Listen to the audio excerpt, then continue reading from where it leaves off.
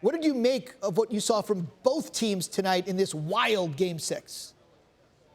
Zubin, that's just it. That's the key word, wild. The swings in this game are completely out of control, but they're very in keeping with the wild swings we've seen throughout the series between games 1 and 2, between games 3 and 4. This time it was condensed to a half.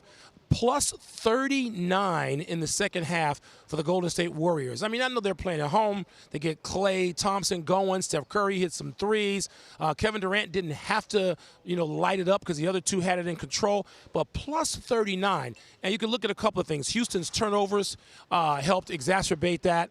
And clearly, the Rockets, with not a lot of depth and playing without Chris Paul, had to be exhausted. What do they do about that between now and Game 7? What's the fix, particularly if Chris Paul can't go? No question. One wild game to decide the wild, wild west on Monday night. Before I let you go, we have seen LeBron play in the biggest of stages and Steph Curry play in the biggest of stages. But what do you make of James Harden Monday night, the presumptive MVP, playing at home to put his team in the NBA Finals for the first time in 23 years? What do you make of just that moment for him? Well, that opportunity, that's how great players really cement their reputations. I'm not talking about legacies. I'm talking about now, your current resume. Can James Harden have a great game? James Harden did not have a particularly great game tonight. Early, he was fine, 22 points in the first half. But in the second half, much like his team, he had only 10 points. The team had only 25.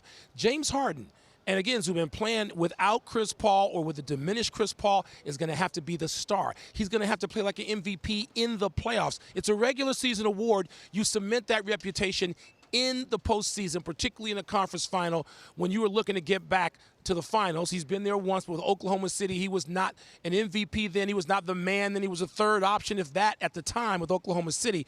But now you're looking for more from James Harden. I don't know whether he has to pace himself. They're not going to have any new depth. They can't make any acquisitions. The Rockets can't between now and Game 7. So Harden's going to have to be out there 40-plus minutes, and he's going to have to be great, one would presume, particularly if Durant, Thompson, and Curry have found their stride from this game and get it to travel to Game 7 in Houston. So James Harden, I mean, this is the biggest stage he will have performed on.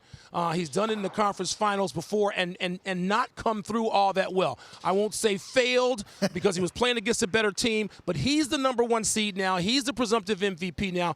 You're looking for a huge game and a win from James Harden in Houston Monday night.